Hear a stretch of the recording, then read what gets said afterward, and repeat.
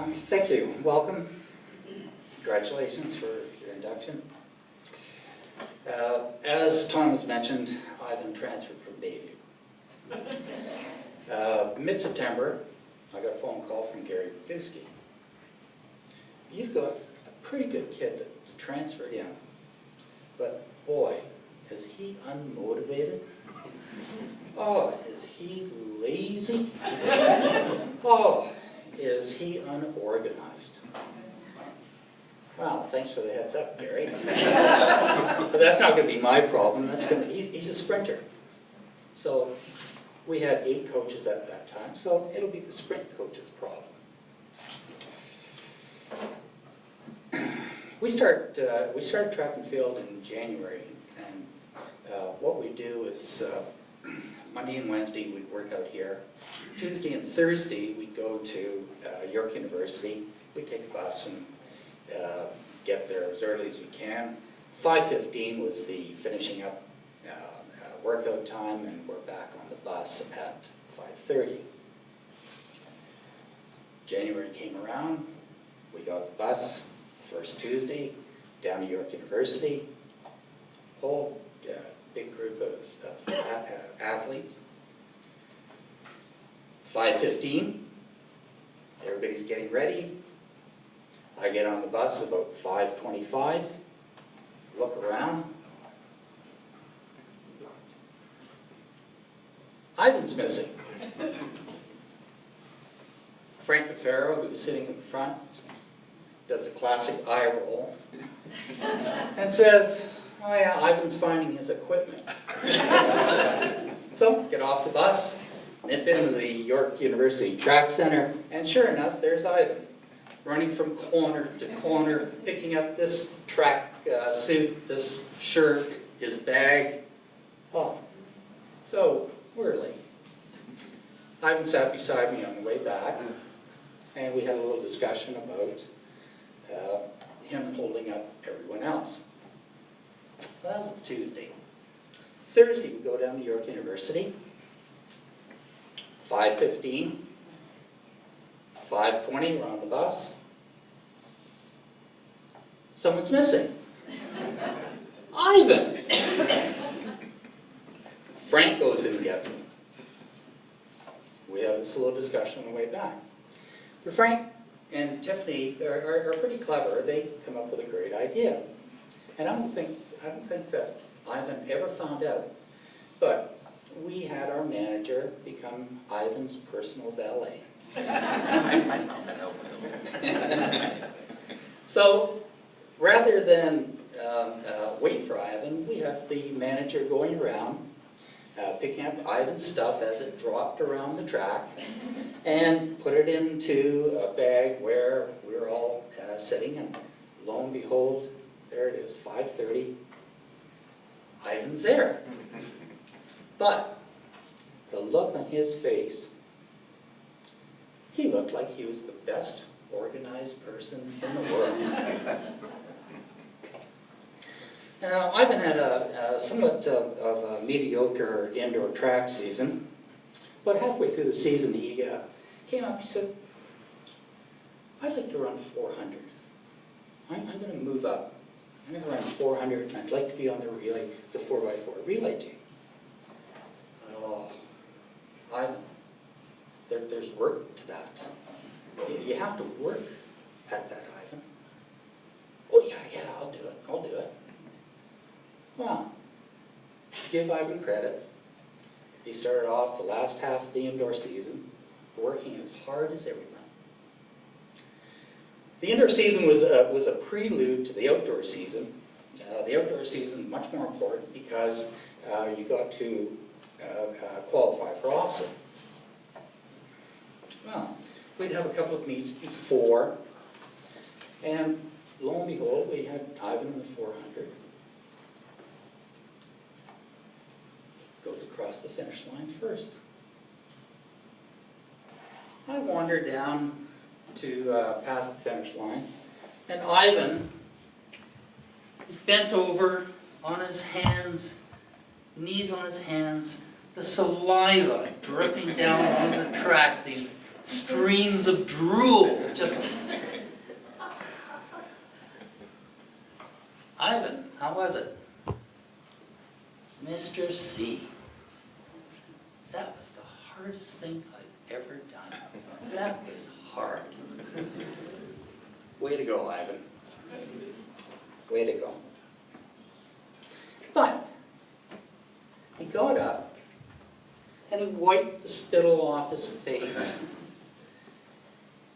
He stood there with this great big huge smile. I looked at him, that was the code for Ivan feels good about himself. He feels proud of what he's done. This great big beaming smile. Well, Ivan smiled a lot the rest of that season because the track team, the 4x4 team, and Ivan did very, very well. Part of the way through the season, Gary Gusky comes up to me and says, "What did you do to Ivan?" Nothing. Ivan made a fantastic decision that turned his track career around, and he worked hard at it. Also, Ivan got caught in with a group of people that were absolutely fantastic, positive. He was caught in this wave that Frank Cafaro, Michael Douglas, Dave Pratt, Cam McLeod, they just worked so hard. And Ivan caught up into this wave. And he had to work as hard not to let them down. Because he knew that they were not going to let him down, and he didn't want to let them down.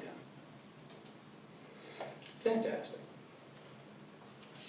Ivan was Athlete of the Year. He did graduate to Laurentian. Then went down to Graceland to play soccer, primarily. We didn't hear much about Ivan for a couple of years until we got this wedding invitation. Oh, okay, now what's Ivan doing now? He's getting married in this place called Nauvoo. So Gwen and I hop on a plane, we fly to Chicago, and get in a car and go to Nauvoo. Well, Nauvoo is this beautiful place, high on a bluff, this beautiful pavilion overlooking the Mississippi River.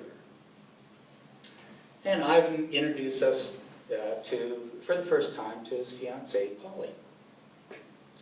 And as we're chit-chatting, I look over at Ivan.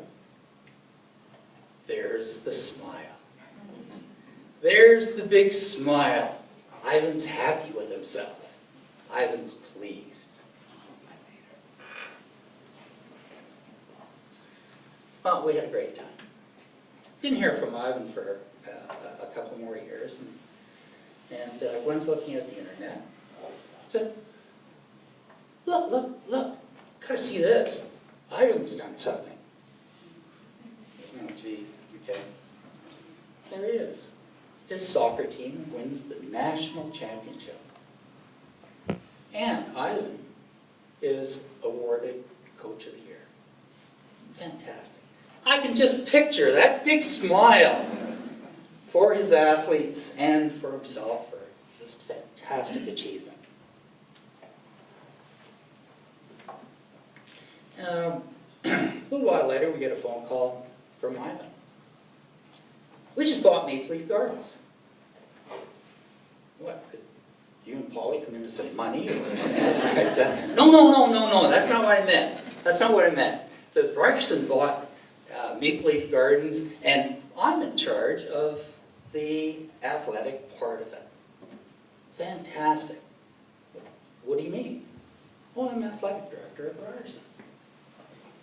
Oh, so we got together with Frank and Tiffany, and Polly was babysitting, but we had a great dinner. I said to Ivan, somewhere along after he regaled us with stories, Like, what do you expect you're going to do? Well, Ivan said, I have two goals. One, to make Ryerson the best athletic university in Canada. Two, to finally get my doctorate. Well, history will determine how well Ivan's leadership as athletic director will determine. But goal number two, I can picture the smile on Ivan's face, that big, beautiful smile when he received his doctorate. Thank you. I'd like to introduce you to Dr. Ivan Joseph.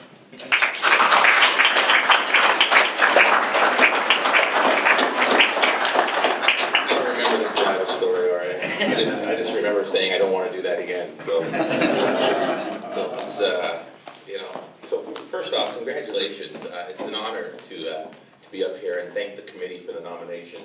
It's an honor to be up here with my peers. As I was listening to them, I reminded their introductions. I was reminded of something my wife said when I was telling her I got nominated for and selected for the case of distinction. And I told her about who else was also going in, and my wife reminded me, "Oh, too bad you weren't going in next year, eh?"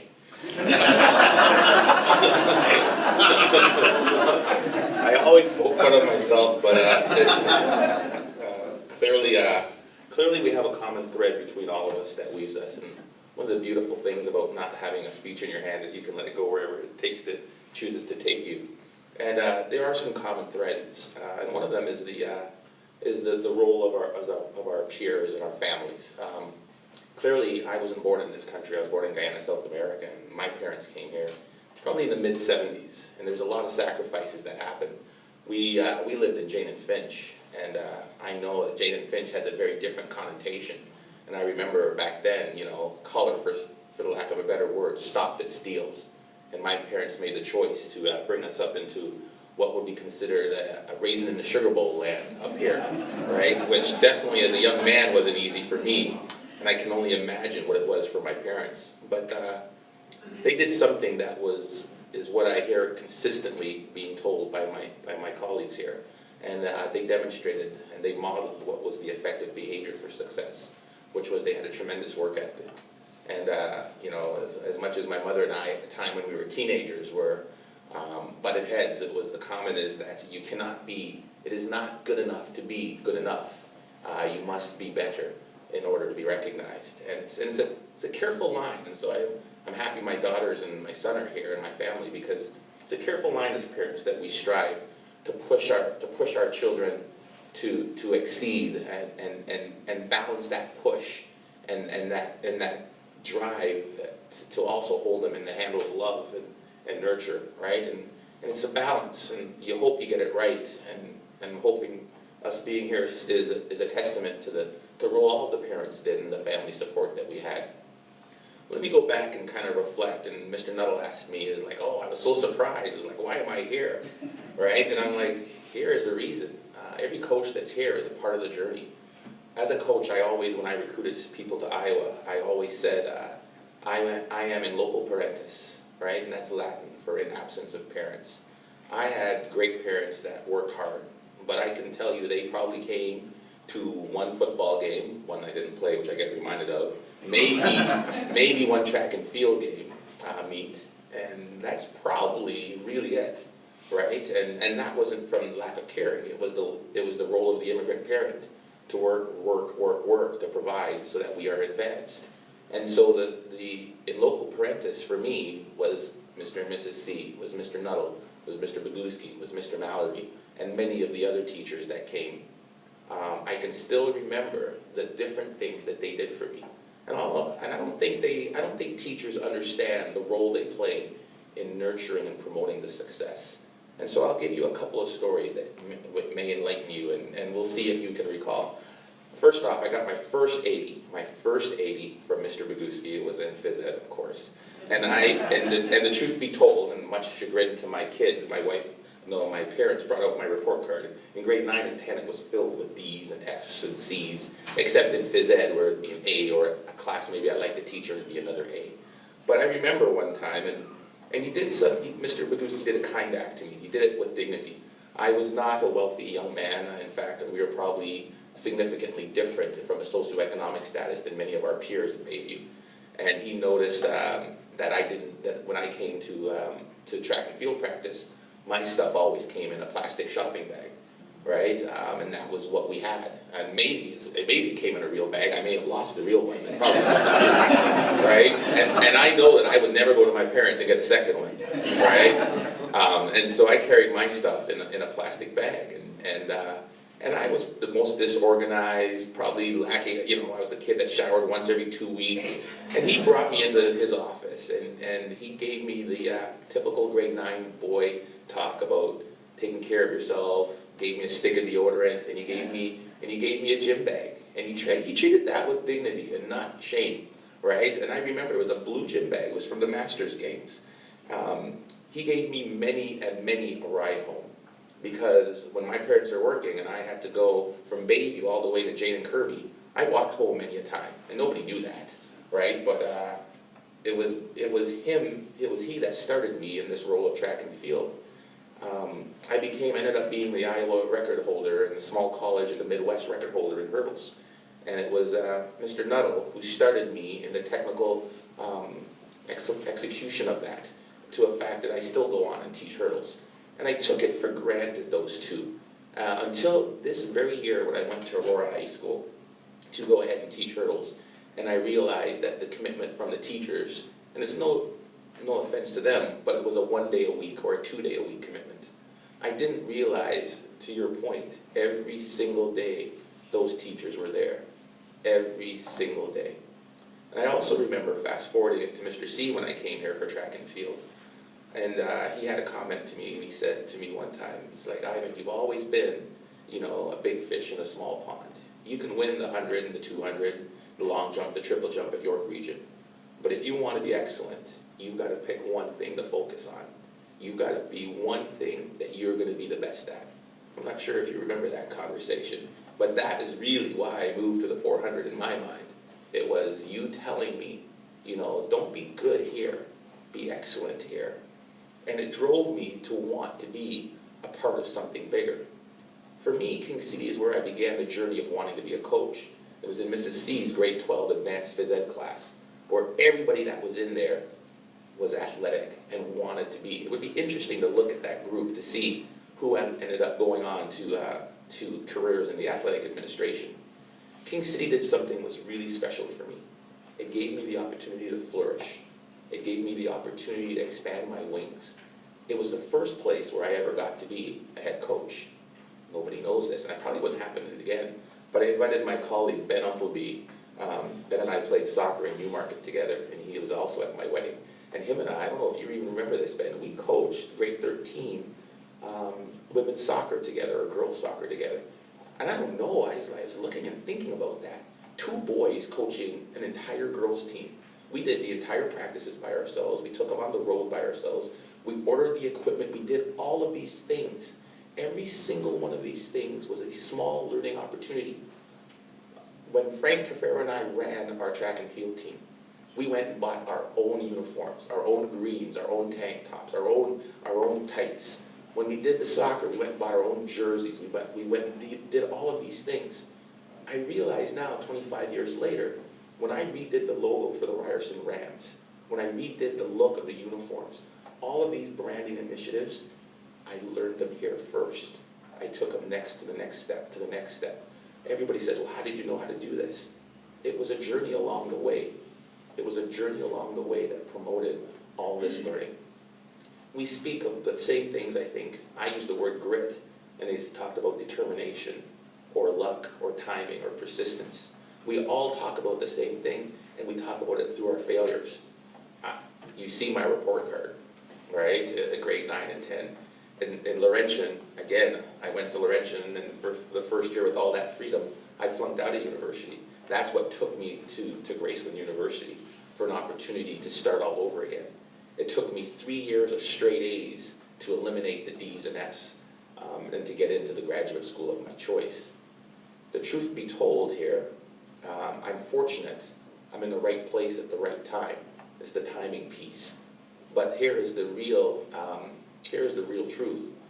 You'll hear me always speak of the village, right? In local parentis, the village. So while there is testament to my parents and to my sisters and to my brothers, there's significant testament to my teachers who helped develop all of the skills along the way. But in the last 10 or 15 years, when I wanted to quit, it was my wife and partner who helped me up, right? There was a time when I was done with the doctorate, and it was her that sat beside me and said, "You talk, I type." There was a time when I was at Graceland, and I ended up being the captain, but there was a time I was going to quit because I didn't get any playing time. And she reminded me, do not let the coach define your sense of worth, right? For my kids, I think they're lucky to have probably the greatest mother there is. And to me, I know that I would not be here without the strong support of an equally successful and somebody who stands in a supporting role partner. So hats off, and thank you, King City, for the opportunities. I appreciate it.